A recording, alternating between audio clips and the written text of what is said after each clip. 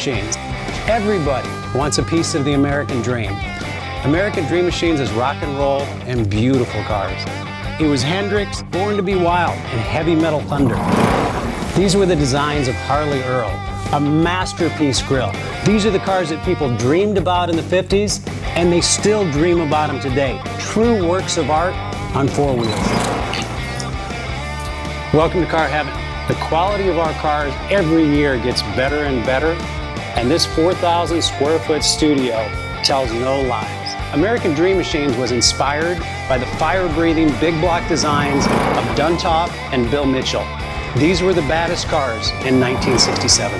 It's not all about the numbers. If we can get 500, 600, 700 horsepower in one of these street beasts, it's a whole lot of fun. At American Dream Machines, we've purchased thousands of cars over the years, and we've learned the hard way. We had to fix them. Our mechanics and restoration staff here are the dream team, and they get 200 cars a year ready for our customers. Yes, I love that. American Dream Machines opened our doors in 2003. We've sold thousands of cars all over the country and all over the world.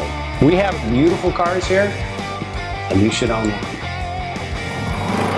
So you want to drive the Buick in the back?